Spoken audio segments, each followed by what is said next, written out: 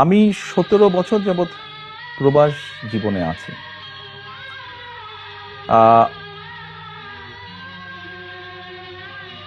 111 তথাকথিত 111 সরকারের সময় যেই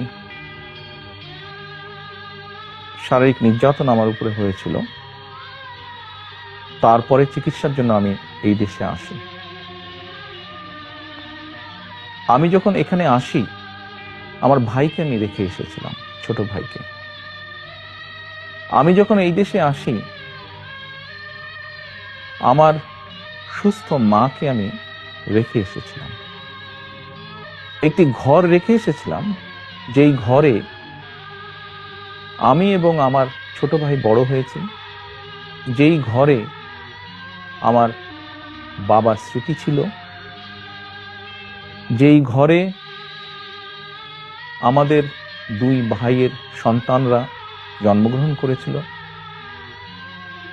যেই ঘরে আমার মায়ের বহু স্মৃতি ছিল, সেই স্মৃতিগুলোকে ভেঙে চুরে ধুলায় মিশিয়ে দেওয়া হয়েছে। যে ভাইকে আমি রেখে এসেছিলাম, সেই ভাই এখন আর নেই। যেই সুস্থ মাকে রেখে এসেছিলাম, সেই সুস্থ মা এখন সুস্থ নেই। শুধু অসুস্থই নন, ওনার উপরে মানসিক এবং শারীরিক নির্যাতনও করা হয়েছে। আমি আমার পরিবারের যে কাহিনী আপনাদের সামনে তুলে ধরলাম, এটিকে আপনারা কাহিনী বলুন বা সংগ্রাম বলুন, যেটাই বলুন না কেন, এটি শুধু আমার কাহিনী না, আমার পরিবারের কাহিনী না।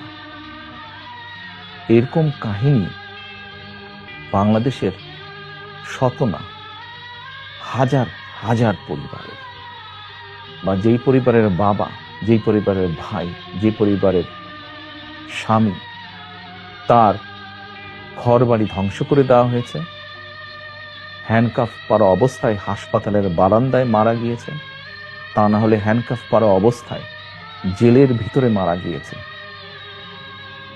সহায় সম্পত্তি ধ্বংস করে দেওয়া হয়েছে।